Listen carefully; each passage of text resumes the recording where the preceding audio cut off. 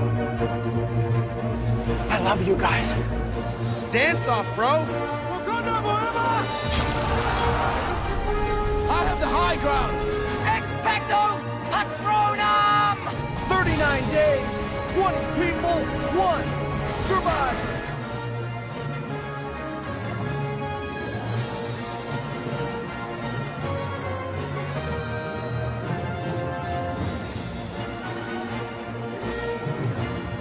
Tribe of Nerds. Hello, everybody. Welcome back to the Tribe of Nerds. Officially, we have our premiere on the Reality After Show. We're so excited to be here. And Kevin, Sarah, Cameron, and I, we are going to talk about our favorite movies today. So we're really excited.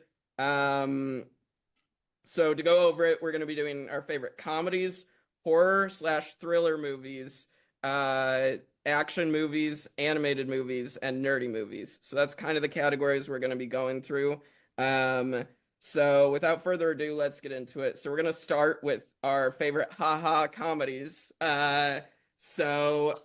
To bring this up, some of our favorites. So my favorites, I have Hot Fuzz. So if you've ever seen the Cornetto trilogy of Shaun of the Dead, Hot Fuzz, World's End, with Simon Pegg and Nick Frost, those are, and directed by Edgar Wright. Those are some of my favorites. Hot Fuzz is by far the funniest of the three, and it's basically Nick Frost and Simon Pegg are these two cops. Simon Pegg's like the cop who's like super accomplished, but then he gets like relocated from the police station in London to like this really small town, and basically this small town is full of crazy people.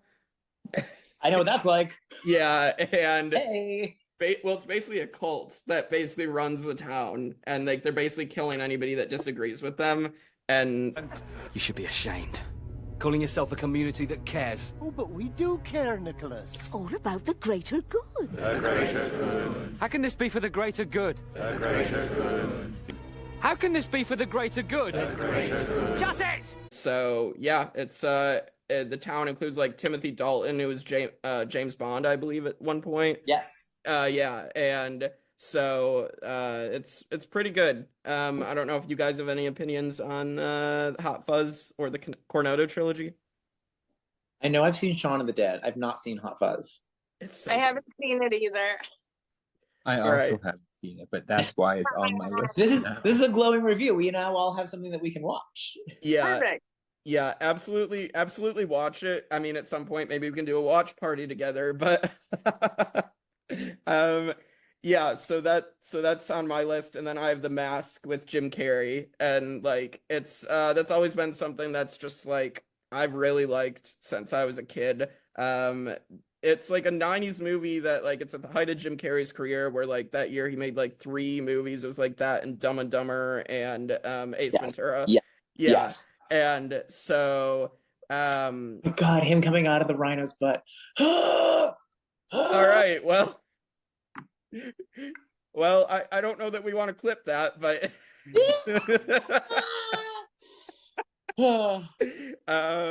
but no, it's just this was also Cameron Diaz. Like I think she had maybe just done Charlie's Angels, but like this was one of her like big debut films right around here. And I think she did this first, but yeah, it's around Yeah. something about Mary that whole time. Yeah, so I mean, and she was like the it girl of like, you know, everybody's like celebrity crush back then. Okay. So Yes. like it's a great movie. I mean, like it's like when CGI was starting to get like super modern, and so like they were trying this out and they made it work. So I really like both these movies. So any thoughts on The Mask? It's smoking. Yes, Smokin'. It's It's green. iconic for sure. I love The Mask. I haven't seen it in so long. Yeah. I know I haven't seen I it in wouldn't forever. say I was one that there were a lot of people that were like Cameron Diaz was their like first crush and stuff. I Yes. must say, like, even as the raging lesbian I am, I never got on the Cameron Diaz like Really? crush train. Oh. Yeah. I was Mhm. more of like a Michelle Rodriguez from like Fast and Furious type girl. That checks out. Yeah. Yeah. Yeah. Yeah. It just unfortunately, Jim Carrey doesn't like to do very many sequels until Sonic the Hedgehog came along, and he did Ace Ventura and Dumb and Keep riding that Dumber. gravy train, buddy. Keep riding. Yeah. Keep riding it. Yeah, but unfortunately they did make a really bad sequel called Son of the Mask with Jamie Kennedy from Scream, and it just was not good. And I feel bad because it like basically tanked Jamie Kennedy's career. It's fine. It's fine. Listen, you win some, you lose some. It's fine. Yeah. So, but yeah, that's how we got. What are your favorite comedies, Kevin? All right. So a lot of my favorite movies are like related back to like the watch experience. So like I love Home Alone. I know that that's like one of the first movies I saw in a theater. Yes. My cousin took me back in 1989 when I don't even think the rest of you were even born yet. So like a lot of things are tied to that. Girls Trip and Knocked Up. I almost peed my pants in the theater watching those movies. Like they're funny, but watching with a group was so hilarious. But my favorite, like hands down, I quote it all the time with my other friends. It's Drop Dead Gorgeous. If you have not seen Drop Dead Gorgeous, I don't even know where it's like a cult movie. Like you have to like search for it to find it. It's so funny. It's the small town beauty pageant, and like Kirstie Alley like accidentally murders her own daughter. It's so funny. It's so funny. It's so good. The swan ate my baby. It's so good. It's so good. Airport Hojo. Oh, there's so many quotable, like just stupid lines. Kirsten Dunst is a tap dancing mortician's assistant. It's so ridiculous. No, you have to watch. Yeah, it'd be interesting to see that because Kirstie Alley, she's like someone that's like very like confrontational. Like some people like her, they don't, depending on like her beliefs and stuff. But for me, it's like an actress. I did like her. I really loved her in like with Mary-Kate and Ashley, like the It Takes Two, or like she was in that one, like the Tooth Fairy. I love those movies. It's so good. Most Smartest. Get a picture of that. Yeah, Most Smartest. It's so funny. It's so good. It's so good. You have to watch it. You have to watch it. Yeah. Like I mean, if you say it though, like kind of might not. Just imagine that I'm one of the many characters who dies, and then it'll make it easier for you. Perfect. Yeah. Oh my god, it's like my favorite too. Such a good movie.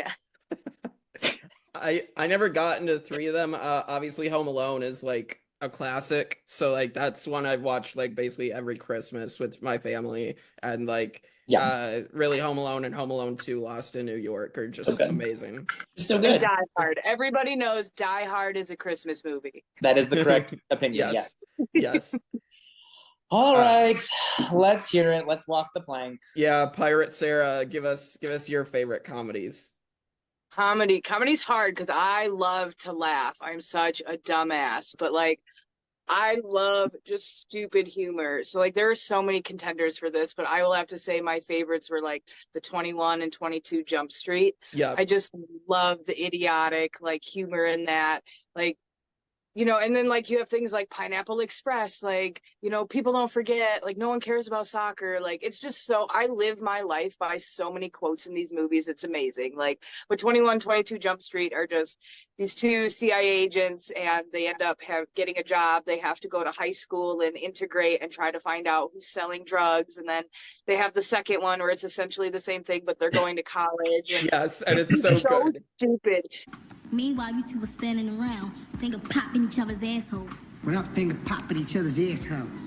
What we're doing is getting shit done.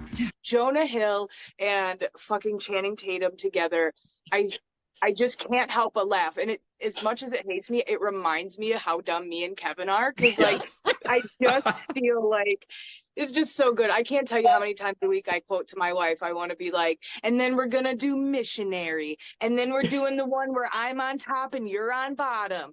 Then we're doing Missionary. Like, it's so fucking funny. I say it all the time. I think like a second contender would have to be like, as much as I'm not a girl's girl, weird, I know, right? I love that movie Bridesmaids. So fucking funny. And she's like, oh my god, I'm shitting a knife. So funny. When she is dripping sweat and she's like, I'm fine. I'm gonna have this mint. It's yeah. Like when she's got the 9 dogs in her car and she's just like, guys, it's fine. So good.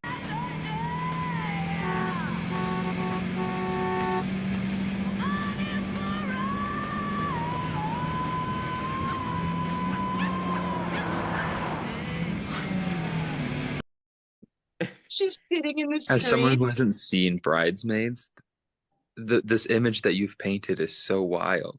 Yeah, You I have to watch it. There's a lady in a white wedding gown just shitting in the middle of like a New York street. It's happening. She's like, It's I happening. I can't stop it. all right. Well, we might have to So have good. watch parties of some of these movies together because Yeah, it's so fucking but funny. but 21 and 22 Jump Street, I was there when the My Name is Jeff was born. The original Channing Tatum meme. Yeah. And just like Ice Cube is hilarious as well, as their Of boss. the protective father, just the Yes. constant like the mean mug look, like what? Yeah. Like Well, I love it. the funniest moment for me is I think in 22 Jump Street when like it's revealed that Jonah Hill like had the relationship or the sex with his daughter. This is what the fuck is going on.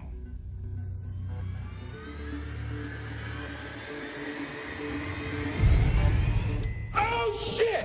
Oh shit!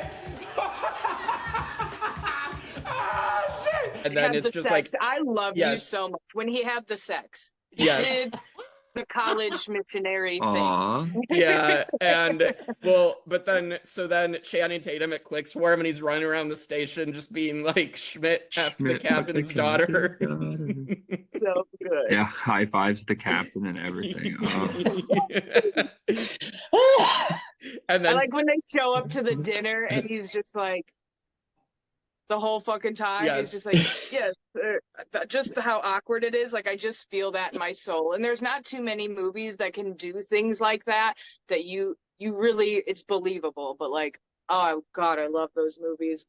yeah, they're so good. And then 22 Jump Street ends with like teasing a bunch of sequels, making fun of like the franchises Yes. that just go on and on. So good. My favorite part, I would probably say my favorite part of movies is when they get high and they go on the bad trip. Yeah. And then you've got the one like, woo! The other one's just like, it's so bad over here. Yeah. I feel like that's what happened if me and Kevin did Molly together. Like, I would be like, why is it so scared over here? And then you've got Kevin in his Rainbow Dash uniform. Like, Yeah. it's fucking great. We got mission here over here. Kevin's just raving to himself at the front. That's Exactly. very me, yes. And it's Yeah. just me on the other side, like, take me higher. And Kevin's like, I've got a Lambo. Yeah. So stupid. All right. And Cameron, give us your favorite comedies. So I have Talladega Nights, The Ballad of Ricky Bobby. Mhm. What Yeah. I my love that movie. If you ain't my first, dad you was last. obsessed with NASCAR, right? So he took me to the theaters to see this. And oh my gosh, like I think it just like awakened my soul to what comedy could be, you know? Yeah. And I still don't give a lick about NASCAR, but I'll watch that movie any day because it's just so Right. fun. Good. Right. Yeah. Wonder Bread for the win, no matter what. Yeah, like I Shake- quote this movie so much. Like, Shake and bake. what'd you do today? Oh, we threw Grandpa Chip's war medals off the bridge. Or when they're threatening to scissor kick Grandpa Chip. What? I can't. Yeah, poor Grandpa Chip really gets it this movie Right. too. I'm gonna Oh, jump at you like a spider monkey, old man. Yeah, fucking so good. the whole crepe It scene sounded in like the Ryan bar Reed too. there for a second. But No, it is a good movie. I think my favorite part of that movie is when he's like, well, there's 3 kilos of cocaine hidden in the rim, so you better get going. Just like, whoa, you can't fucking, don't do that to me. yeah, but it ends up being Fruit Loop strapped to the bottom of the car, and he says not to So good. like choke while he scarfs him down in the woods. I Yeah. think the thing I say the most from that movie is I don't know what to do with my hands. I don't know what to do with my hands. It's so relatable if you've Yeah. ever been like on camera like that. Yes. Yeah, and you had a couple other ones, Cam, right? Yes, I did. My next one was Dodgeball. Mm-hmm. Yeah. Another You can dodge a wrench, classic. you can dodge a ball. Yeah. Yeah, it's Dude, God, highly God, quotable, quoted on a daily basis, you know? Yeah. Or is that because And- you're calling me the fucking dirty pirate from the movie? That's usually I mean, I'm why. not calling you that. You are that. I don't know what to tell you. Yarg. If I ever have to go looking for buried treasure pirates, Sarah, you're going to be the first one I'll call. Perfect. I can find some booty, but for sure. You're And gonna be the Kevin, first one so that he I. can dig up the hole. You're gonna be the first Okay. one I take with me, and then like sacrifice or ditch or Push leave in behind. the hole. Yeah. Okay. See, it's funny And because then- I would use your back hair as a rope to get into the hole. So I feel like we need each other essentially. Oh, the unfortunate reality. Oh. That's how you control Kevin. You just hop on his back, pull his back hair, and he'll be controlled for you. My last one was Forgetting Sarah Marshall, but I'm gonna switch it because when we were talking about The Mask, it reminded me of Ace Ventura. And Oh yeah. I love Ace Ventura. Alrighty then. Hear about Coming out of football. the rhino butt, Cam. 100%. Yeah. Cam would switch because of. He would. He would prefer rhino butts for sure. No, not the second Ace Ventura. That one's good, but like the original is the classic. Yeah. Yeah, You know, for sure. basically Yeah. like a murder mystery, but not. It is a murder mystery, actually. Yeah. That is Yeah. what it is. No It wonder really I is. like it so much. Yeah. As we'll get to very, very shortly here. Yeah, these are all I mean, I haven't seen some of them, but they're all pretty good movies. So yeah. It's cool like how many different tastes we all have with that.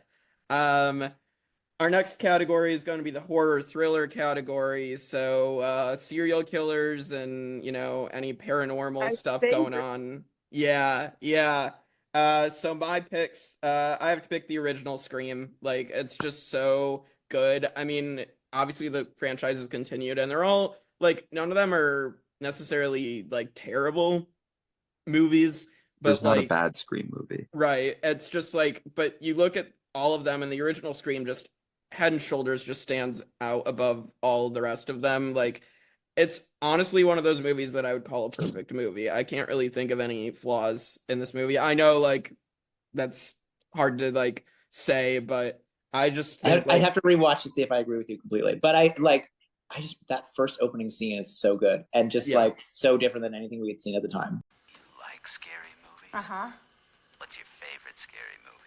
right. Yeah, I mean just because Drew Barrymore was supposed to be the star, and then we all thought Drew Barrymore was going to be the star of the show.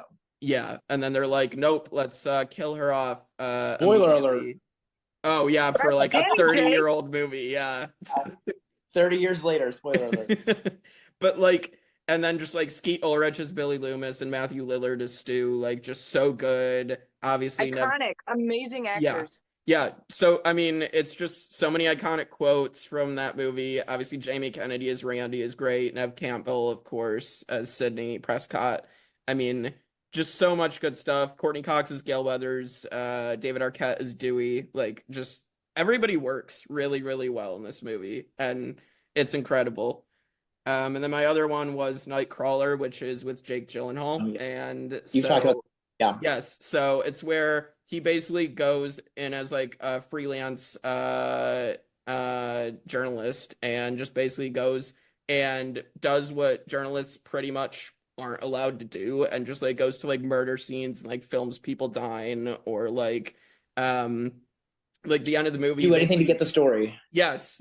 And so it's also with Renee Russo as well. She's like so she's like the lady who runs this news station, and she's kind of a little bit corrupt because she basically allows like Jake Gyllenhaal, because he's like this sleazy guy, his name's Lou Bloom, and basically she allows him to like go on dates with her and just basically like convince her like of what he's doing is acceptable.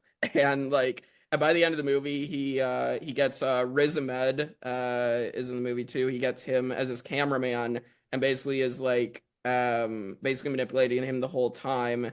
And when it gets to the end of the movie, he basically gets Riz Ahmed killed to film this like car crash with like a guy with like a armed assailant who like basically murdered cops in like a donut store.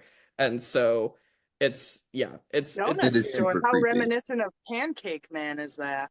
Yeah, Ryan Wayne. Ryan Wayne sucks. All right. Yet you're giving him screen time. We're talking about him, so he's winning. Yeah, right that's now. true. I don't even know who you're talking about. Who? Yeah, who? I don't even know. Right. Ryan Neo Wayne. I don't know her. But have you guys seen Nightcrawler? I Okay, assume Mariah. I have not. My friend is a huge Jake Gyllenhaal fan, Mhm. like off the charts. And so normally, like movies around that time, like I would have seen with her, and she did not wait for me. Like she needed to see that right away. Like, all right, cool. Yeah. Missed that one. His portrayal is extremely creepy because like you can see someone like this probably existing out there who would just sacrifice all his morals to get that shot to, you Yeah. know. Yeah, well, and the fact like the makeup makes him look so creepy as Lou Bloom, and then like there's literally a scene where he like this other news station is basically going to cover this, and he basically goes and he like cuts their brake lines so they crash and get sent to the hospital. But like right That's before a he good does way to do it, though. yeah, but like he literally right before that, he literally after they like are going to a news site before him, he literally grabs the mirror and starts like screaming at himself in the mirror and like breaks the mirror. It's like this insane thing, and like Jake Gyllenhaal knows how to go from like calm to psychotic really quickly. So it just worked. But yeah, Kevin, what are your favorite horror thriller movies? I mean, obviously, I love Scream as well, like all of them. I really liked so back in the day, I had DVR and I had HBO, so I just recorded a bunch of movies to like have on my DVR. And I recorded the movie The Strangers with Liv Tyler and like He recorded it on his camcorder. right. I set up the camcorder, the like 40-pound camera, and pointed Yeah. right at the TV. No, but I remember I turned it off and I was like, oh, like this is boring. And then I realized like a half hour later, I was like, that wasn't boring. You were scared. So that one was really scary, but like the one that like will always stick with me is like it's it. So Yeah. like the original It, I remember being With Tim Curry. yeah, I remember watching the original It on TV, and I remember like I was at my aunt's house, and so it was me and my little brother and my two cousins, and they're both younger than me, or they're all younger than me, because the cousins are twins, so they're all younger than me by like 3 years. So I was just old enough to realize like this is like yeah, like this is not actually a kids movie, even though there's a clown in it, even though there's a kid. Like this isn't a kid. So I like realized something is wrong, and the adults in the room are like all talking and not really paying attention, and I'm like, we should not watch this. And my little cousin, my little brother are like, no, it's fun. Look, it's a clown.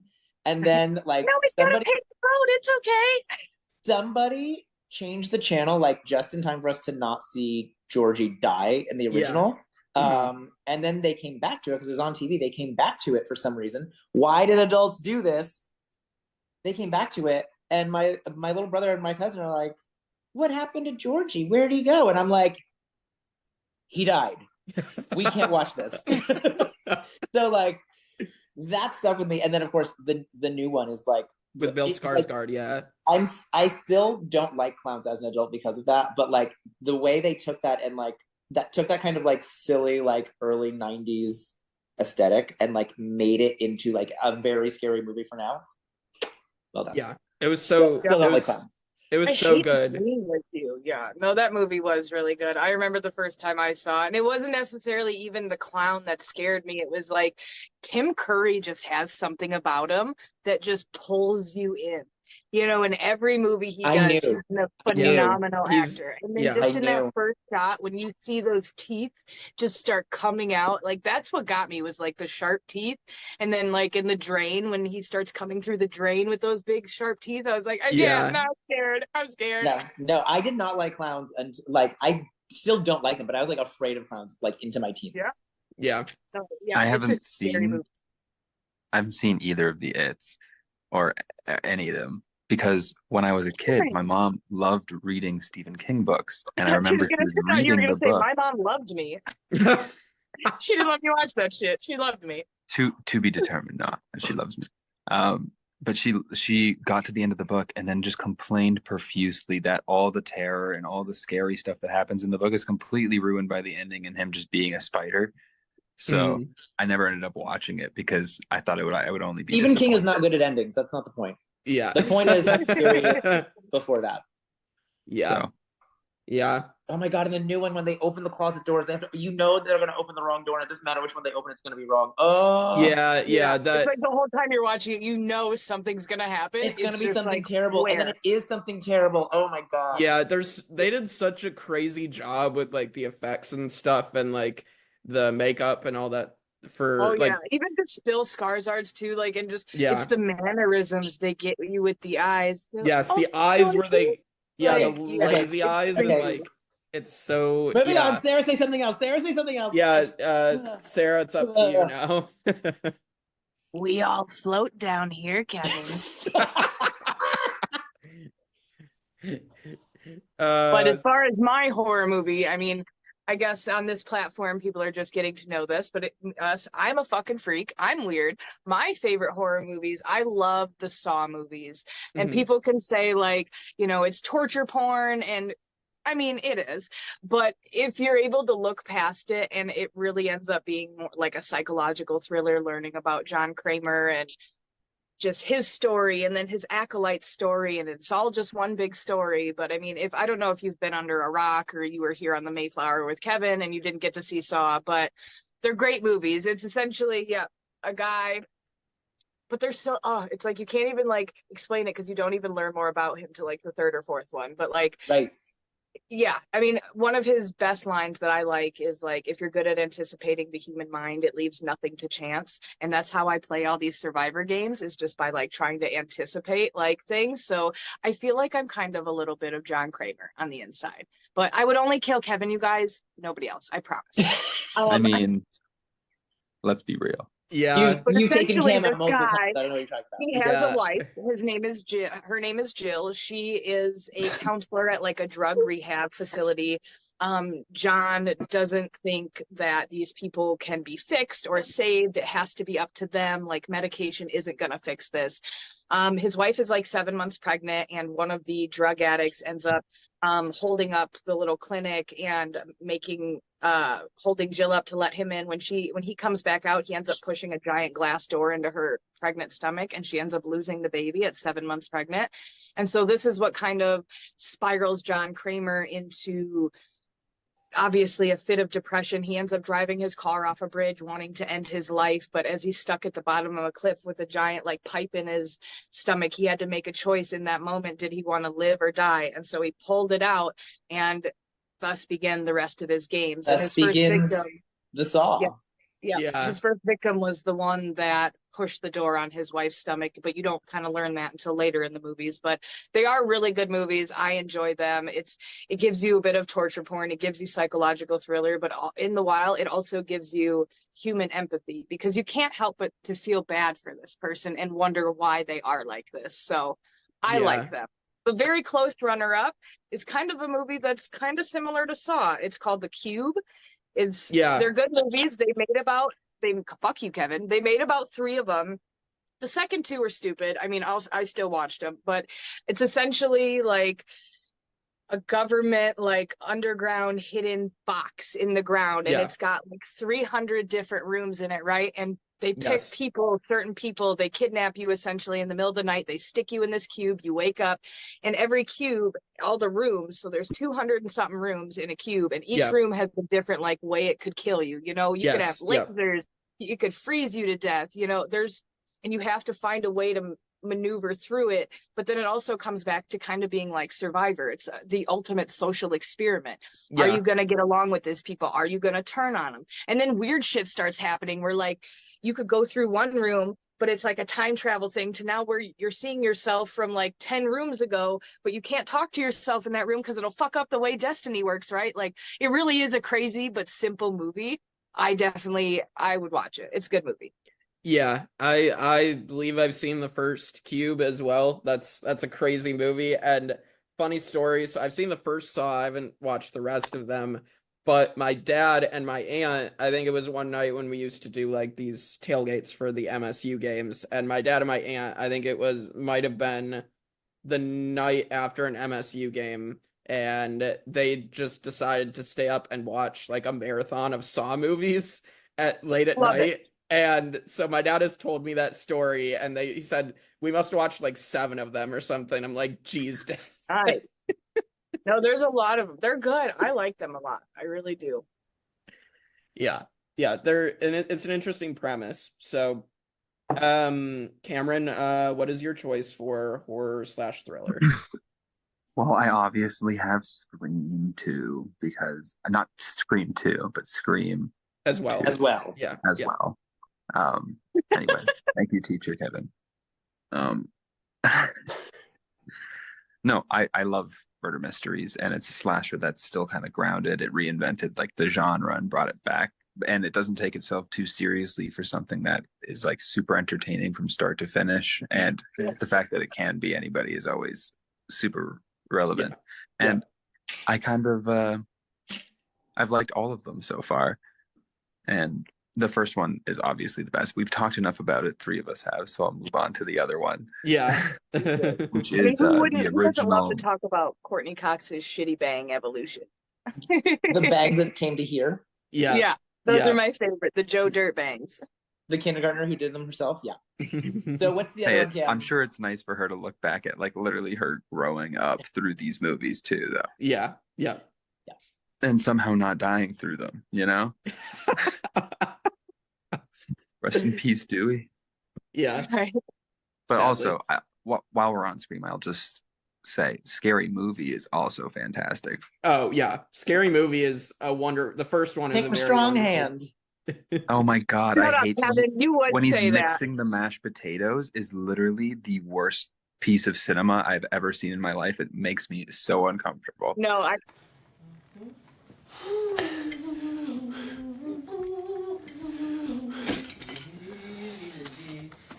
Okay, now. Dig in. I do not get grossed out because I will go to sleep and watch Saw. Listening to people scream as I fall asleep is music to my ears. But if I had to listen to that little hand mush around that food, I would throw the fuck up. I Kevin, cannot. we need to do a parody of Scary Movie 2 where Kevin's like that weird butler with the No. tiny. Oh my No. God, please. That's so funny.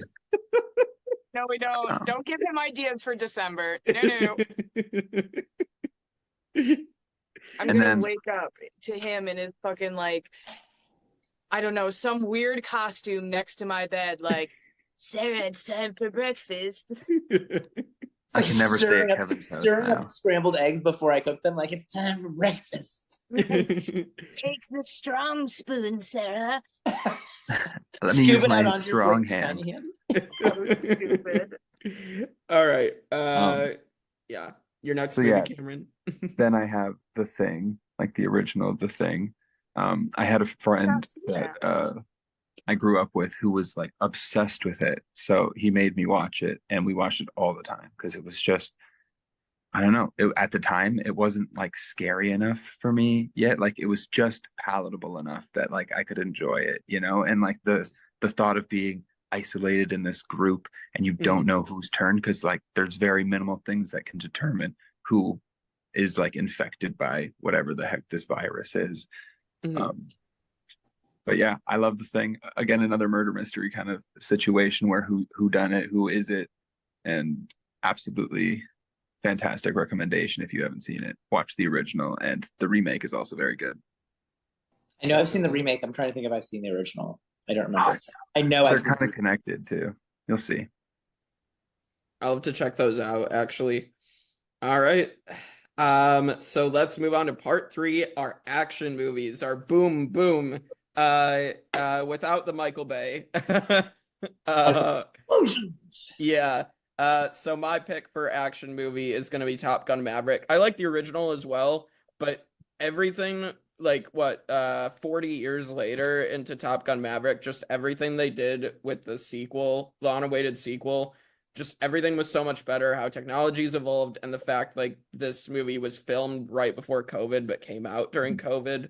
And like they just found a way to still do practical effects. I mean, it helps that you have Tom Cruise, who's always going to go for practical over, you know, super visual effects heavy. But it just was so good. The emotions were right there, especially with Iceman and Val Kilmer, like, you know, bringing in his real life struggles into the movie. Val is amazing. Yeah. I yeah. loved him in Tombstone.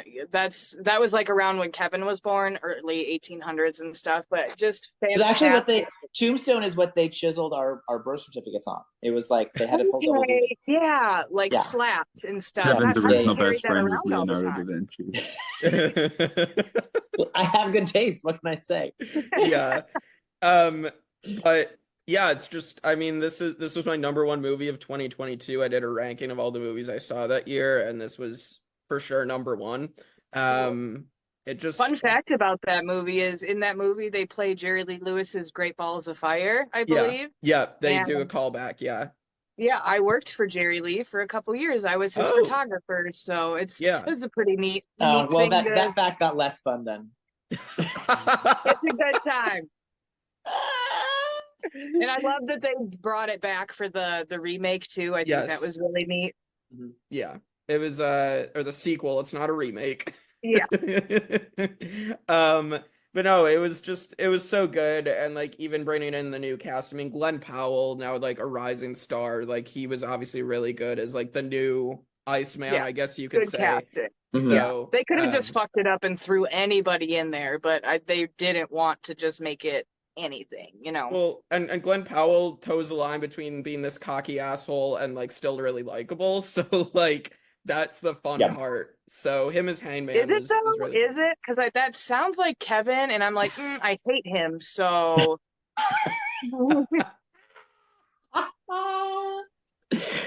I think of you all the time too, I swear. I bet you do, asshole. But Every time you feed your turtles, you're like, oh, Sarah could use my back hair to strap her a pair of sea turtles. Every time I'm shaving my back, I'm like, oh, Sarah can't control me this week. Not this time, bitch. Any other thoughts on Top Gun Maverick, or Kevin, you ready to hit your favorites? No, I'm good. Well, funny story on my short list is the original Top Gun. I can quote. You could start the original Top Gun at any point in the movie, and I can finish the rest and quote the entire thing word for word. Love that movie. I watched it so many. Like we went through 4 VHSs as when I was a kid. VHS, for those of you young people, VHS is this thing you like put it into a VCR. It was kind of like a CD, but kind of bigger. And it had like a tape inside, so the tape could get worn out. So is that what Louis LaPrince called it? I think moving pictures. Moving pictures, yeah, a talkie. So that's definitely on my list. I also, I can't believe I'm going to say this because I know that she likes it too, but I love The Abyss. I love The Abyss. And fun fact about The Abyss, they actually the actors still won't talk about it because it was so miserable to film. Also have to mention Aliens, the second Alien movie. I like that one the best. The first one's good, but I love the second one the best. But my favorite, and I'm probably cheating a little bit here because I don't think it's like full action, but there's a lot of action in it. My favorite is Inception. Inception is like made me question like what I accept as reality, right? Because like at the end when the top is spinning and then it cuts away and we don't see if the top falls or not, and like people are always debating like, well, what does that mean? I was like, what it means, it doesn't matter if he's back in the real world or he's still in a dream. It doesn't matter. What matters is like he's accepted that this is the real world. So that like it like made me, it still makes me sometimes be like, what am I accepting that maybe isn't real? Like it just changed the way I think about everything. I love it. Sure, yeah. Like how you think we might be friends. We're not. I never make that mistake. We're not.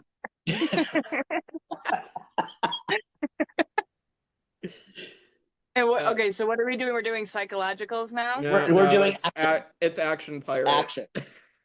Action. Okay, well, I made a callback to it earlier, but as I am a product of the 1990s, I will have to go with the Fast and Furious movies, even though they got kind of stupid in the end. You know what I mean? They might have drug it on a bit too long. Those first couple were just pure 2000s nostalgia. I mean, Michelle Rodriguez, so fucking hot. God damn it. But just, sorry, I got to get away from that for a second. But just even so, there's something like you just love, like Cars, the prospect of family, having friends, having people you can rely on no matter what, and they'll be there. You know, it's a nice sentiment. Right here. right now. Salute me, familia. Salute. Something I think we all enjoyed back then. And I don't know, some of you, Jake, were you alive when like the early ones came out, or did you not watch them till like way later? Because I feel like when you watch movies way after they've come out, you might not connect to it the way like we did, you know? So I was born in 96, and I've actually never seen any of the Fast and Furious. So None? Nope. I know the memes, you know, it's all about family, you know. God damn, you gotta watch. There's so many good things. There's one movie like where a lot of the lines are just improv, because by this they're so good. They're such good friends. And like there's this part I think where like The Rock comes out and then he's like something, and then he's like, you better put some baby oil on your bald ass head. And like it was just, these lines are just improv and they're just so good. But Jake, you have to watch these. Have you watched the Saw marathon with your parents and you've never seen Fast and the Furious? Sometimes Jake says things and I'm like, oh, that's right. He's such a baby. Oh my I God. know. Like you were still peeing your pants when like the millennium turned. Yeah. Yeah. Oh, yeah. Jake. Oh God. We're gonna have a busy September or December with all the shit we have to watch. I know. All right, Cam, your picks for favorite action movies. I didn't get to finish my secondary action. Fuck you. It'll be real quick. Everyone knows I love Titanic. It's Titanic. I was thinking about mentioning Titanic, and I was like, no, she's gonna mention that one. I'm already saying Abyss, so I don't want to agree with her. Okay, go, Cam. Oh, Titanic is an action movie? I don't know where else to put it. So many things. It could be a murder. Listen, if you were like me, thriller. If you were like me and you watched it on VHS, if you just put in the second tape and didn't watch the first one, it was an action movie because it's just a sinking boat. Exactly. Once you already seen it once, all you have to do is put in that extra tape, get right to the part where he slaps her, you're good to go. Yeah. Wow. So my first movie is gonna be the greatest Christmas movie of all time, Die Hard. Of course, we watch it every Christmas. Yeah, and religious right. Yeah, some people want to watch football, but the majority always rules on watching Die Hard. And it's kind of hilarious because we have like an Italian family that you wouldn't think would put on Die Hard. I think it's super funny because everything else is always super Italian, like lasagna, and short people, and everything. It's kind of funny. Short people. Henry, shut up. My Nona's the cutest little thing. I swear to God, I love her. But yeah, I can't believe we watched Die Hard together every Christmas. My next movie is going to be The Mummy with I think everyone loves The Mummy. Brendan Fraser. Everyone loves The Mummy. Brendan Fraser is amazing. Yeah. Oh my God. Brendan Fraser is like, if you had to describe my youth in like one human being, it's Brendan Fraser. Yeah. He's an amazing Tarzan, human.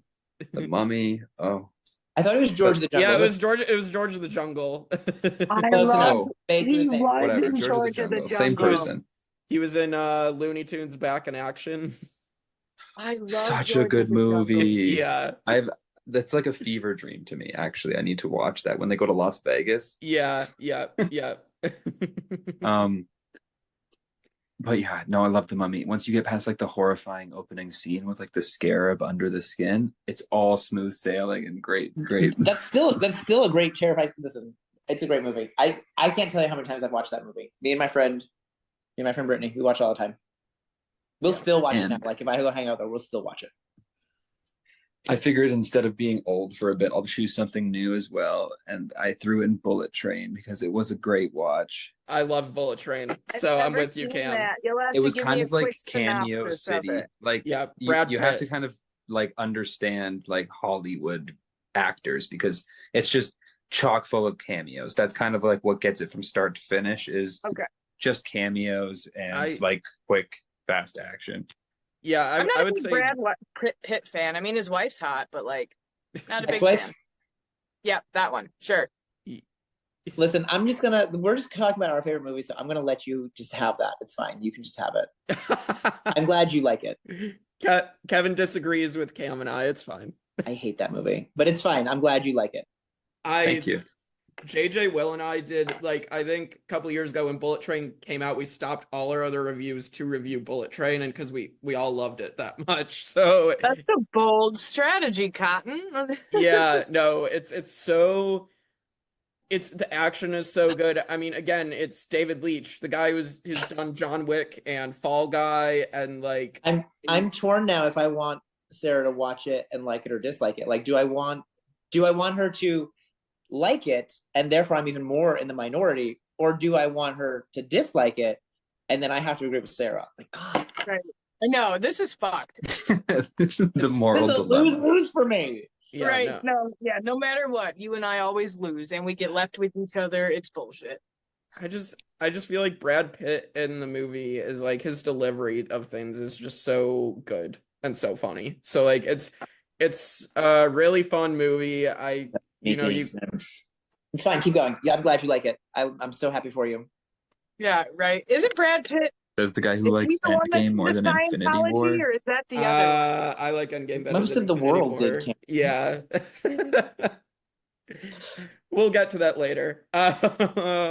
Is Brad Pitt the Scientologist, or is that the other one? That's Tom Cruise. That's Tom Cruise. Yeah. Okay. All I can think of is whichever one it is on Oprah's couch. Like, I love her. That's all I can remember. All right. So yeah, half of you are probably too young to remember what I'm talking about, but clearly Kevin knows what I'm talking about. I know exactly what you're talking about, but I just love that you weren't sure if it was Tom Cruise or Brad Pitt who did it. Yeah. Could have been either one. Yeah. All right, well, let's head to the field of animation because we're talking about animated movies. And really excited for this one. So for me, I am gonna pick Pokemon the first movie, and like, as someone, this was from the 90s, so I watched it when I got old enough to actually watch stuff and remember stuff. But just like, this made me a fan of not only Pokemon, but more specifically Mewtwo. Mewtwo is one of my favorite like villains in any media because he is this completely, you understand again where this character is coming from, because he's been so horribly mistreated by humans, and just like the lengths he goes to, you completely understand, even though it's like a horrible way of him going about it. But just like, for sure. But that's the nice thing about it is it is a children's movie, but it's made to make you think that like things that we deal with as children, as adults, that just having empathy, that even though people don't look the same, you still treat them the same. Yes. Like, just because you might look the same, or the whole clone thing and they're forced to fight, like it doesn't have to be that way, like it really, it has a great message, the entire movie. I am such a Pokemon fan. Yeah. Also a Pokemon fan, sorry. No, you're good. Like, what was so interesting about this first Pokemon movie, because I also grew up watching like the first Indigo League and everything. Yes. And it's like the villains you're dealing with, like Team Rocket and Giovanni, are not like evil people. You know what I mean? Like, it's all fun and explosions and Pokemon having fun and fighting each other, and it's not all serious. And then you get to this movie and it's grounded in real, and like they're like abusing Pokemon, and it shows like it in a completely different light, which they don't really touch on in like nowadays of Pokemon. It's back to like marketing to kids, but at the time this was like above the standard. Yeah, well, and with it drops like one of the hardest lines of all time, going back to that message of being like, I see now that the circumstances of life are irrelevant. It only matters what you do with the gift of life that determines who you are. But not until they set aside their differences did I see the true power they all shared deep inside. I see now that the circumstances of one's birth are irrelevant. It is what you do with the gift of life that determines who you are. Like, exactly. Yeah. And that's something clearly we can get delve into my life a different time, but that right there is something that I took very personally, that like it doesn't matter where I came from, it matters what I do with it. So exactly. So Kevin, any thoughts on the first Pokemon movie? I've never watched it. So when I was a kid, my younger brother liked Pokemon, so that wasn't my thing because it was his thing. Like, whatever, your Pokemon are stupid. And so I played Pokemon Go as an adult because by that point I got rid of those like what's we're looking for, inhibitions. Like, I don't care. Like, this is fun. But I didn't see it because I was not at that time a fan of Pokemon. Sorry. Well, I will say they recently, and I say recently, like maybe like 3 or 4 years ago, remade the Oh, it was first Pokemon and movie. it was terrible because they made it Oh, with was 3D it? I animation. haven't watched it. I I only watched watched. like the first 20 They minutes did and I was like, what? oh, this is nice. I like the They colors. remade it with 3D animation, but they also changed some of the dialogue. They got rid of the music with the scene with the clones fighting each other, the clones and the real Pokemon fighting each other that like made that scene so good. Yeah, I'm gonna I tell you, cried. Yeah. as a Like, non-Pokemon fan, you Cried. guys sound so Pikachu nerdy right now. slapping each And other. I- You're just sobbing. I can't No, help I but know. Giant And, like, nerds, Pikachu all trying to three of wake you. up Ash. Yeah, It was like, oh my god, I'm watching The What's Lion the name King of the again. I can't podcast, fucking Kevin? do this. I can't help but laugh every time I see the Psyduck slapping each other. I'm sorry, it's funny. So good. I Of course, Hand Clap Hannah hasn't seen Pokemon the first movie. Well, another thing Right. for the watch party. Classic him. All right. Kevin, give us your favorite animated movies. I mean, I obviously love all the Disney Renaissance movies because that was my childhood. Yeah. We can't talk about animation without bringing up the Spider-Verse movies. Those are so good, and I think we're in the process of like changing what animation can be. In large part because of those movies. I have a penguin tattoo. I love Happy Feet. But I mean, my favorite is the Lego. I mean, I have Lego right there. I have Lego right there. I have Lego. It's my classroom theme. I love the movie, and like I love the the message of it is so great. Like you have Emmett, who is like a nobody. He's just a nobody. He's a construction worker who, like, the other construction workers don't even really like him that much because he's just kind of like they say he's such a blank slate, right? So like he's nobody, and like throughout the movie, like the things that people thought made him normal and boring are actually what makes the story happen. Like he ends up being the hero, not because he goes through some big changes, but because he gets to be appreciated for who he is. It's great. And like the line, I have so many lines like printed out around my room, but like the one, like, you're the most talented, most interesting, most important person in the universe, and you're capable of amazing things. And it's like, it's a thing that I like make sure my kids see and read all the time because like it's just it's so good. You are the most talented, most interesting, and most extraordinary person in the universe. I hate when you're happy. Like she's I like, can see why you like Milestone- it though. You said what, blank slate, and considering your birth certificate was on a blank slate, that I mean checks out. Checks out.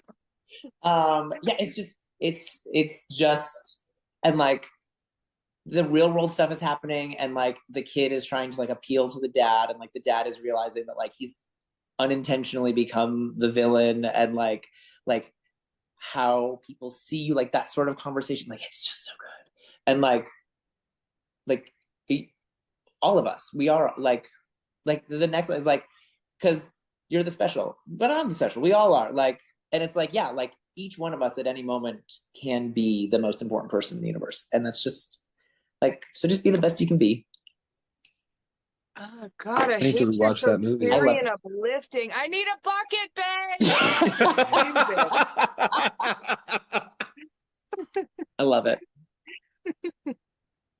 But to the point of, so Into the Spider-Verse and Across the Spider-Verse, just like the fact that they made movies that actually look like comic books, like look like comic books. Yeah, it's so how they animated the entire thing, and like it makes me happy that they're like taking their time with Beyond the Spider-Verse just so like they get that right. But like they're both so good. And then with and bringing Miles Morales to the mainstream more, and Spider-Gwen, like just so good. And then Happy Feet had Robin Williams in it, so like and Brittany Murphy. Brittany Murphy was in what? Yeah. Who is she? She's his girlfriend. Pink takes over the role in the second movie. Okay. And I love Pink too. Anyway. Yeah. Okay. Yeah. But anything with Robin Williams is amazing. So automatically. Yeah. All right. And Sarah, your favorite animated movie? Well, I do love history. So my favorite animated one would probably be because as a child, my dad was older, so I watched the History Channel a lot. So I knew a lot of things that like a lot of kids didn't know at 8, 9, So you 10. know And all so about my life. I do. Yeah, no, I watched the Mayflower Crossing. Let's see, those guys that broke out of Alcatraz. I'm pretty sure I saw you in the background. No, I got it. I like Anastasia, the movie, just because it is now technically a Disney movie, we found out, but She's in the technically a beginning, Disney princess now. Technically. yeah, it was a 20th Century Fox Yeah. movie. Yeah. But it's done if you know what happened. So like Anastasia, if you've seen the movie, you know, but if you don't, Anastasia was this like princess in Russia, and there was like an uprising, and like it ends up being like her whole family gets taken down to this like basement and just executed. And for like years and years and years and years, no, they thought that like Anastasia and her father had been able to get away because they couldn't find the bodies, and like that it was all like an inside job, people that were working for them that like were the ones that put this together. And it just happened within the last 10 years. They actually found the bodies in like a grave. And it was like all the one siblings were buried together and they found them. And then it wasn't for like years and years that they found Anastasia and I believe her father or her brother. Don't quote me on this. But they found them buried in a grave like separately a few feet away. Maybe they couldn't fit all the bodies in one grave. Maybe I don't, maybe they wanted to bury them separately. Maybe they killed them last. I don't know. Obviously, I wasn't there.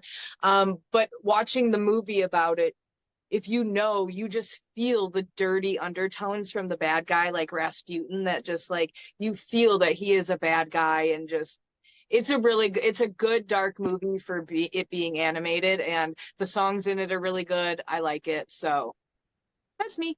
You like a really dark animated movie. Shocking. I know, Yeah. weird, Dirty. Well, you guys wouldn't let me pick Titanic for animated, so I had to go with this one. Yeah, the history there is crazy to hear about because you told It is, me. Yeah, you told me about it earlier, and I was just yeah, like, I highly suggest going to watch Anastasia or just doing a deep dive on like the Romanov Tsar family. Like it is very, very interesting. And if you don't want to do it yourself and it's something you want to hear, I would be more than willing to throw together a little infomercial on the Romanovs. I don't want to hear it from you, no. Well, I didn't say you had to watch it, bitch. All right. Well, moving on to our favorite Canadian, Cameron. What are your favorite animated movies? As a wee little lad in Canada, I was obsessed with Scooby-Doo. So Yes. if I had to choose one animated Scooby-Doo movie, I'd choose Zombie Island. Because for once, that's a good one. the monsters are real. And Yeah. it's just fun to go to a Louisiana plantation and have some fun with some zombies and cat people. Yes. Yep. I preferred Cyber Chase, but I was definitely in that Scooby-Doo grind growing Cyber up as Chase? well. No, Yeah. you did not Cyber just pull Chase up was some an honorable Channel mention. 3 public fucking shit on me. No way. Cyber Chase was my shit. Y'all ever watch Chalk Zone? I love Chalk Yes. Zone. Yeah. Well, Chalk this Zone is was a different cool. discussion later on a different I podcast. feel We're going with like the this is deep one of the cuts times I now. feel old. Like I'm like, what are you children talking about? Chalk Zone?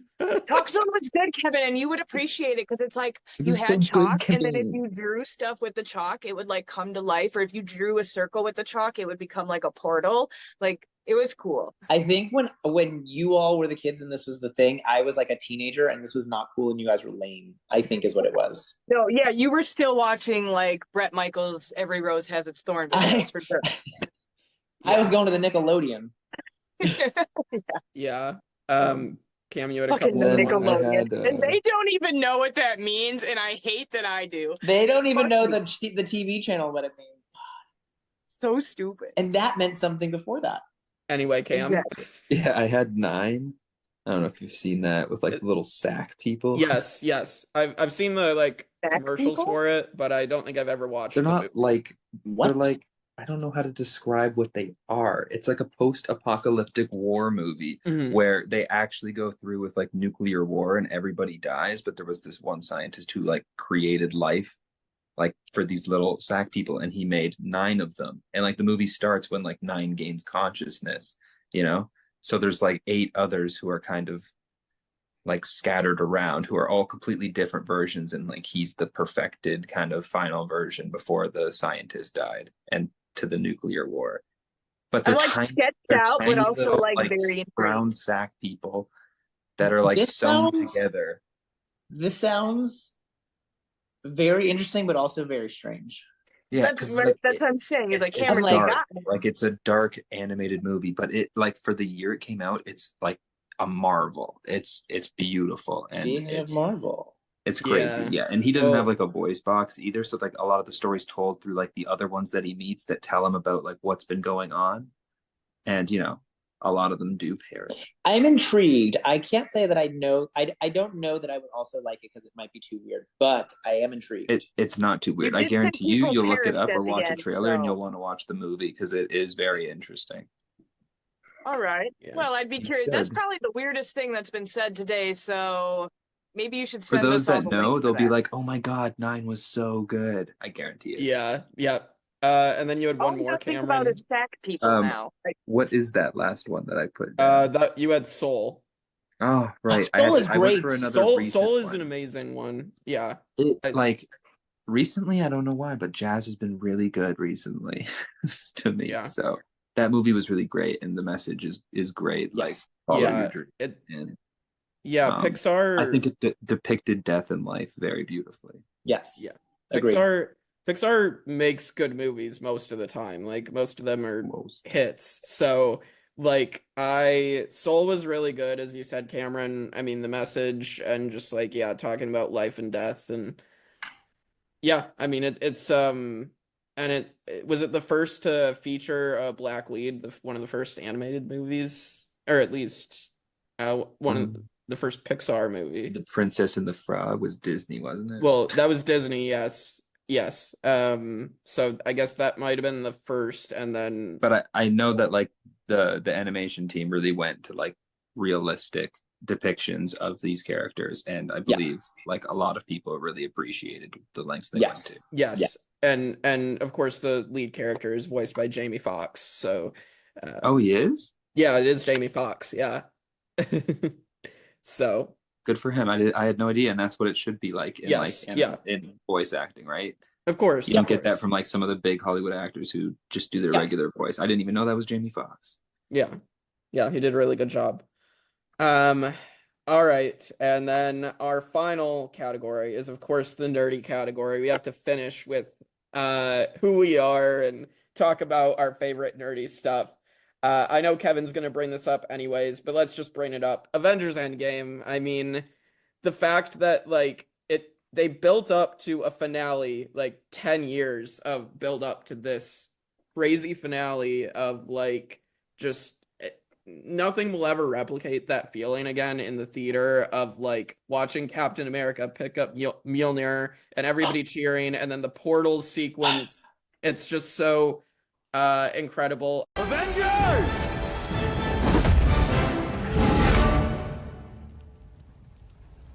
Assemble. Infinity War was great as well, but like I Endgame- saw Endgame twice opening weekend. yeah, it's I mean, it's also on my short list for Yes. for nerdy movies. It's so good. I love it. I like get misty eyed when like as they're all lining up. It's like I'm such a like at least I think of myself as being such a hero that Mhm. like to see like the heroes are winning. Yes. It's just like so satisfying. Like not just the heroes, like the heroes that like have earned it. Yes. You know, it's so good. It's so good. Well, and even when we're getting to like Doomsday and Secret Wars for the next couple Avengers movies, that build up, that like after Endgame, like the post Endgame stuff, the build up is not going to be there. Like, let's just be honest with that. And like, sadly, because of the ups and downs that Marvel has had the last like 4 years, it's just not going to be there like it was for Infinity War and then Endgame. Like, and it's sad to say, but it's true. But and nothing will replace both of my nerdy movies. It's being in the theater, like Yes. blesses the experience so much. But like being in the theater with people, watching it on that Thursday night, like Yes, it the was so good. cheers, the gasps, the like, all of it all of it. It's so good. And it was so good to be there. I went to see it twice opening weekend, and the second time, like, there was a like old couple, like grandparent, old white hair, and I like switched seats with them so they could be more towards the middle because I had already seen it once, and like it was just so like everyone was there and they loved it. It was just so great. It was so great. It was a movie experience that like you didn't think you would ever actually have. Like it seems like it was a movie experience that could only be depicted in movies, and then we had it. And you'll never get that again, you know? Yeah, that was my 20... Especially like that year between Infinity War to Endgame. Yes, like yes. That was like leaving Infinity War feeling the way you felt after such like an amazing movie, and then ending it like that to make you linger on it for a year. Oh my! And the way they deliver on every front, they leave you to linger on it. And in the first few minutes of Endgame, they kill Thanos, and they leave you with like there is no solution. 5 years later, and so then to do that, like I remember sitting watching the end of Infinity War and being shocked, and then I remember seeing like Thanos die and his head chopped off, and but what's gonna happen? Like what? Yes, yeah, it was shocking. It was so good, so good. It was. The only reason I'm super excited that they're doing whatever Doomsday is because Joe and Anthony Russo are back, and they know how to handle a ginormous cast in an unbelievable task. So I believe that they can do it. Yeah. I'm glad that they're back. You know, as much as like it's crazy, you know, it's an interesting decision to bring back Robert Downey Jr. now playing Doctor Doom, but you know, I do trust the Russo brothers, and the head writer Stephen McFeely is back as well. So it's what I'll say is they wouldn't bring him back if it's not going to be good, you know. I just hope, the only thing I hope for is that there's not some kind of mask come off and all of them are like Tony kind of thing. I don't want that to happen. Like I want him like to not even be related. Like his mask should be welded to his face. He doesn't even need to take it off, you know what I mean? We'll see, but I have high hopes, and I think they'll do it tastefully, but I just hope there's not like a, oh my god, Tony. Should we call you Panic at the Disco? You have high hopes? Yeah, I have and then my other two movies, so I did 2 Star Wars and I did Empire Strikes Back because it is just this iconic movie. I mean, obviously rest in peace James Earl Jones recently, but just the iconic line of "No, I am your father," and I want to get that right because it's not "Luke, I'm your father." It is "No, I am your father." Obi-Wan never told you what happened to your father. He told me enough. He told me you killed him. No, I am your father. So that line, I mean, just cinema history right there, and I would say it's like a perfect movie except for the fact that Luke and Leia kiss. That's the only, but that's the only Awkward. That's something that George clearly started a rising of some kind of stuff on some sites. And then I had Revenge of the Sith, which is the last of the prequel trilogy, and obviously the prequels had a lot of things wrong with them. And Revenge of the Sith is not a perfect movie, but like for me, like to have it be like the last movie to like finish the story of showing how Darth Vader became Darth Vader, and just like there's so many memorable moments. They did such a good job with like the fight choreography in that movie, and just like, you know, the acting, the performances of like what they wanted these actors to do as these characters. Like Ian McDiarmid as Palpatine is so just fun, and just like this, he takes great glee in being evil.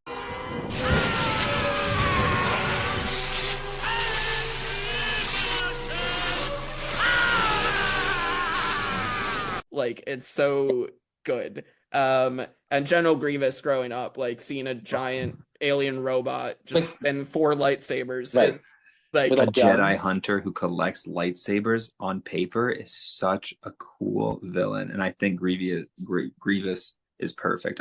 He only deserved more screen time, so I'm glad he got some in the Clone Wars. Yeah, and then Ewan McGregor as Obi-Wan, and like this is his best performance in the Star Wars franchise, I think, as that character. And Hayden Christensen did a pretty good job as well as Anakin. So I can't believe you're going to talk about Star Wars and not talk about Rogue One, but that's fine. I'd like Rogue One too, but I have to put these two above it, just because maybe it's nostalgia for Revenge of the Sith, but the Force is with me. Yes, yeah, but those are my picks. Kevin, your pick. Yeah, so we already talked about Endgame. I loved Endgame. The other one, I'm not gonna justify it. I have to argue with anybody. It is probably my favorite movie. And I understand that it's not a perfect movie. I don't care. I love Days of Future Past. Days of Future Past is like one of my favorite movies of all time. I love the X-Men. I want to be an X-Men when I grow up. Like seeing like the best realization of their powers that we've seen again, being in the theater when he comes back to the present timeline and it's changed and he sees Jean, that was like the theater erupted. It was amazing. And then a few seconds later, Cyclops is revealed, and that was like more. Like it was so much fun to watch, and like I said, just like I love the X-Men. So to see Blink throwing the crystals and making the portals, and like Iceman on the ice slide, it's so good. The Sentinels killing the X-Men. The Sentinel, multiple death scenes because they reset the timelines. Like how many times did Sean Ashmore film himself dying? Like it's just so good. And like I love the Rogue cut going to get Rogue from the mansion. Yes. And like Halle Berry was supposed to be in more of it, but she was pregnant. So like I loved it. Elliot Page running through walls like Kitty is supposed to do. Like I love it. I love it. And I don't care. You can tell me I'm wrong and I'm not gonna admit it because I love it. Yeah. Yeah, any other thoughts on X-Men Days of Future Past? They set like I love the movie, believe me. It's definitely one of my favorite X-Men movies. I've agreed on our X-Men podcast. Yes. But I will say the ending set it up to make it seem like we were going to get old X-Men again, and then we didn't get old X-Men again when the next couple movies came out. Which is okay because it doesn't ruin what Days of Future Past is as its individual movie. Yes. But it got me excited to see all these old X-Men come back and do a movie together again, and then they didn't do that. Yeah. I mean, at the very least, it kind of closed things for them in a proper way that Last Stand did not do. So, and a lot of the things too, like it's like what Kevin Feige does with comics, where like it's not 100% accurate, but it's close, and it's close enough that like I'll allow it. So like Kitty Pryde is the one who went back in time in the comics, but like it was her power that sent. Like, because her power is to walk through walls. So her power was like, instead of just go through a space, like to go through time, right? Like, so you could send somebody back through time. So like, it was close enough that like, I'll allow it, even though it's not entirely accurate. And like, Mystique being the one to kill or not kill Bolivar Trask, like close enough, I'll accept it. It was very well done. I love it. Yeah. If you disagree, you're wrong. I don't know what to tell you. Hey, we agree with that with Days of Future Past. So we love Days of Future Past in this podcast house. Yes. All right, Sarah, give us your nerdy movie. We can skip Sarah and do me if she's busy right now. I am going to go with For Nerdy. I think this is just a part of me. I love the Harry Potter series. I don't think I could have gotten what? If you even say one. Can I even say one of them? Don't you even say one. It's the worst one. You know what? I'm going to go with Goblet of Fire as being the best because Kevin hates that one. So that I will disagree with. Redemption.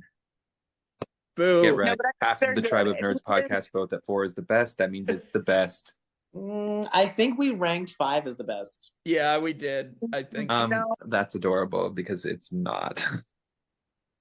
No, but I think they are good movies. I mean, I think you must have been living under a rock to not have seen Harry Potter, but it is just so relatable in every way, especially from someone like me, you know, who has had a rough childhood. You can relate to Harry Potter. You can relate to Neville. You can relate to Ron, Hermione, the siblings, all of it. What? That's so cute. Ew. Love Harry Potter. I'm going to go throw up now that I've just seen all this. Yeah. Harry Potter was one of those franchises that I grew up with initially. Like it was probably one of my very first franchises with Star Wars and Pirates of the Caribbean. So it was just fun covering it with you guys and getting to rewatch it because I hadn't seen them in probably at least like 5 years. So, all right, Cameron, hit us with your options for the best nerdy movies. My first one, and I believe nobody's talked about this, is The Dark Knight. Dark Y'all Knight didn't is bring up The Dark Knight. That is extremely good. Yes. I didn't want to bring it Like, up because I already brought up To Inception. this And I didn't want to day, do that Christopher Nolan. movie is cinematic gold. Like, Yes. I'm not even a huge Batman fan personally, but like, you can't not watch these movies and just feel good. Like it's so incredibly written and filmed, and Yes. It's like, so the portrayal of good. the Joker and Batman and all of the villains that they got access to within the trilogy, they handled with grace, and I think that we'll never get a trilogy like this again. Yeah. No. I remember watching The Dark Knight too. So like I didn't like read a lot ahead of time about like what was going to happen in the movie. So like I was really proud of myself that I recognized the name Harvey Dent. I didn't realize he was going to become Two-Face in the movie. So like when they're in those warehouses and like Batman goes to get Rachel, like that was genuinely a surprise for me because I was so like wrapped up in watching the movie that I wasn't predicting what came next. Yeah. And like I was just like, oh, like they're gonna kill off Harvey Dent in this movie, or like he's gonna have to get saved somehow because he becomes Two-Face, and like blew my mind. My mind. Well, and like the fact again that like he's going to be Two-Face, so Bruce Wayne, Batman is going to save Harvey in this moment instead of Rachel. Right, like I wasn't even thinking that far ahead. I was just thinking like, oh, he's gonna save Rachel, and like what's gonna happen? Like how is Harvey Dent going to survive this? Right. Because he's like supposed to get blown up. Like how is he gonna survive this? And then like to see like when he comes in and it's Harvey instead, I was shook because I was so caught up in the moment that I didn't even think of like oh, this is a double cross. I was just like, oh god, God. Yeah, and we have to mention Heath Ledger as the Joker. It one of the best portrayals of any fictional character in any sort of media. It's so good. Why so serious? What that kind of proved at the time is like when Heath Ledger got cast in the role, nobody was happy that Heath Ledger was cast as the Joker. They're like, how is this guy going to be the Joker? Yeah. And he was amazing. Like that changed the way casting works for me now. Like when people are casting a role, I don't judge anymore right away. It's the same with like Robert Downey Jr. If they cast him, there has to be a reason, right? Yeah. Right. So and, like, in terms of like our like nerdy things, right? Like X-Men like changed the hero, like the superhero movie landscape. Like that was like the next step forward, right? Like The Dark Knight was getting Academy Awards, right? Like that was huge. It was a huge moment. Just like Spider-Verse is like changing the game now. Like it was huge. Yeah. It's unfortunate Heath Ledger passed away shortly after the movie came out, right? I mean there's rumors that have flown around at least that it was because of him getting so into the Joker that it caused him to deteriorate. Those are at least just rumors. Right. So I don't want to speak them as fact. Right. We can never know if we can't ask them, Right. Exactly. Yeah. Regardless of what happened, it's tragic because he was obviously such a talented individual. So. And he was very young too when he passed. So. Yeah. Yeah. So Dark Knight is really, really good. I think that's a really good choice. So it's also related to Days of Future Past for me because that was Days of Future Past was like the first time because I love X-Men so much I made myself go because Dark Knight was the movie that like had that shooting on the opening night. Yes. And so like I didn't go for so long and that was like I made myself go for Days of Future Past because I love the X-Men so much and like to go back after all those years and that was the experience is like also part of why I love Days of Future Past. So like they're intertwined for me. Yeah. All right, Cameron, you have a couple more options. One of them is an interesting take that I don't think I'm gonna agree with, but Are you talking about The Hitchhiker's Guide to the Galaxy? No, I'm not talking about that one. But you can talk about that one right now if you want. Then we can save your controversial one for the last one. Okay. A Hitchhiker's Guide to the Galaxy is a movie I didn't see up until like this year, honestly, but Victoria talked about it up and down, so we watched it. And honestly, it's kind of a guilty pleasure of mine now. I kind of enjoy just like the goofy thing, and it's like a movie that you're watching that I haven't seen now. I appreciate how much practical effects made these movies so good because now I guarantee you if they made this movie today, it would be 90% CGI. But like at the time, it's so cool to see the practical effects and how far they went to do the things that they wanted to do to like travel through the galaxy and show all of these different races and stuff, right? So I appreciate it, and it's kind of like a nerdy, like feel good movie, I guess. I love Simon Pegg in it. Oh yeah, I'm gonna have to. Or sorry, Martin Freeman, but Martin Freeman. Okay, yeah. I mean, Martin Freeman and Simon Pegg did work together in the Cornetto trilogy, so yeah. Sorry, I pair them together a lot in my head. Right. No, I mean, this is a movie I'll definitely have to check out because I've heard good things about it. Kevin, any What's thoughts my on last that? one? I see you say it's a controversial take. Okay, I can't remember. Spider-Man 3, which if you're gonna pick any of the Raimi trilogy, I would have supported the first two. I don't know if I can support 3. What? Cameron. Okay, so here's what I'll say. We're all allowed to go to the movies and individually consume and enjoy whatever movie we want to enjoy. And I, at the time, seeing Spider-Man 3, have never been more excited in my life to see a movie. That movie to me was amazing because at the time I didn't care about the source material. I had never read a Spider-Man comic book. I just watched the movies. You know, I watched Spider-Man 1, Spider-Man 2, and then Spider-Man 3. Seeing like Harry Osborn be this new Goblin didn't piss me off because I didn't care about the Green Goblin's like lore accurate look. And I loved that. I loved the Sandman. I loved the team up. Venom was so cool. I don't care if he was a little skinny. It's fine. And I absolutely loved it. It was my end game at the time. So I will argue this movie up and down and die on this hill.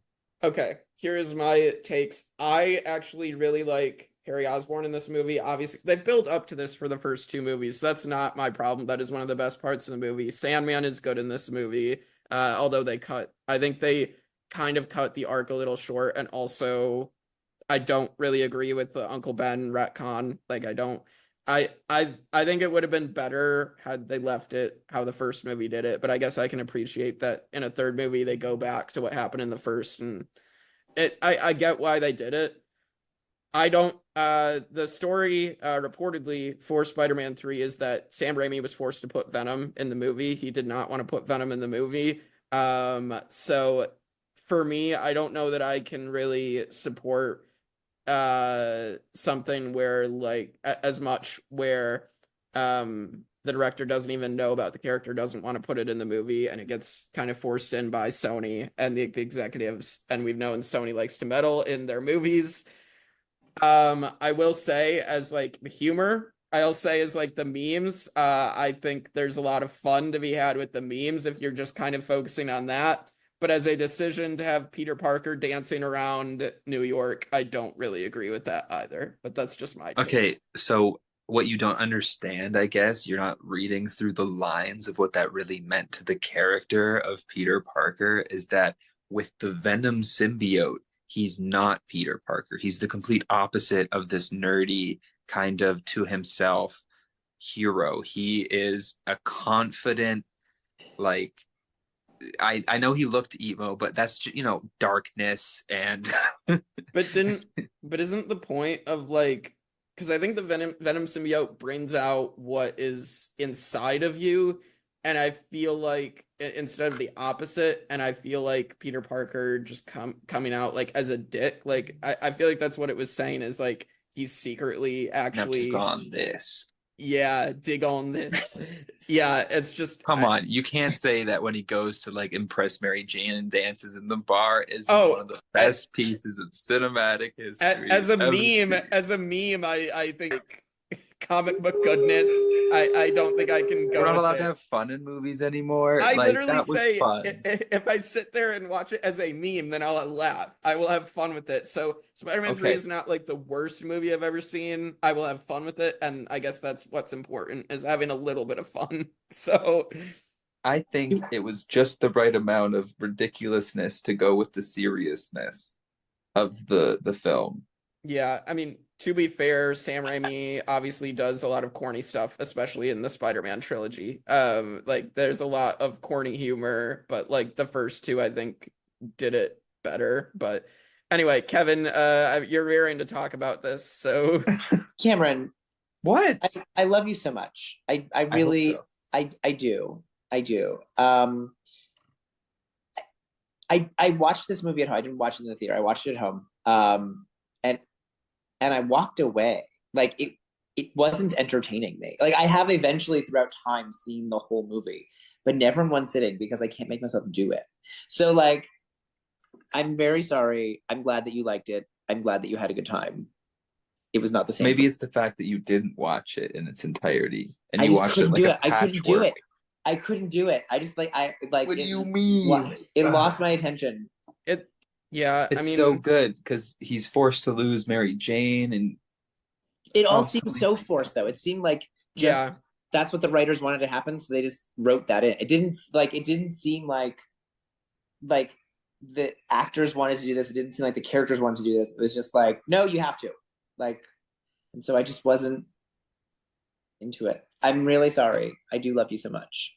Yeah, we love you. in the evolution of comic books, you hit a point where you have to have like a character shift, and like you knew that Harry Osborn had to become evil eventually. So I was fine with that. They built up to it. They built yeah, up and so like the thing is that I'm pretty sure that's what happened in the cartoon from the 90s too. So like that's fine. Yeah, that's a good storyline to follow up on. But wasn't Shailene Woodley also like didn't she was going to be Mary Jane, and then oh no, that's the that's Amazing Spider-Man actually. That's Amazing Spider-Man. That's Amazing Spider-Man. Yeah. I was gonna say there's Kirsten Dunst. We're talking about Mary Kirsten Jane. Dunst. Yeah. Oh no, because Gwen Stacy is in this, and it's Bryce Dallas Howard. Yeah, that's right. I was thinking of like that they cut an entire character from the movie after filming their scenes, but that was the other one. That was Amazing Spider-Man. Similar. It feels similar to me though. Of like, I mean, sure, I'll watch this. Sure, it's like my kind of entertainment, but like, it's not something that I like sit down and watch and love. Yeah, listen. Spider-Man 3 is better than Amazing Spider-Man 2. It's better, obvious. Like, and to me, like all the Spider-Mans are at least better than the stuff Sony has put out like recently. So I couldn't even rank Madam Web in my worst movies because I've never seen it. Yeah, I haven't either. I've just watched YouTube reviews and I don't intend to watch it. I already watched Morbius and suffered through that movie. It's Morbin time. Yeah, it's Morbin I've time. never seen that one either. Don't.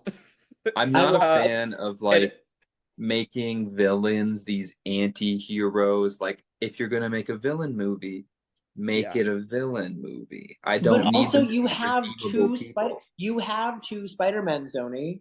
Yeah, and they don't. Also, it's Spider-Man when I was writing characters. for this stuff and picking my choices, I thought we were also doing our least favorites, and I was gonna talk shit about Venom because I hate the Venoms. Yeah, I hope this new one's good, but like the first one, awful, one of the worst movies I've ever seen. I can at least have stupid fun, so I guess it's similar to the Spider-Man 3 take. I can at least have stupid fun with Tom Hardy doing weird stuff, but like I agree they're not great movies. The second one's better, but like this third one, I'm holding out hope, but I'm probably not going to see it in theaters.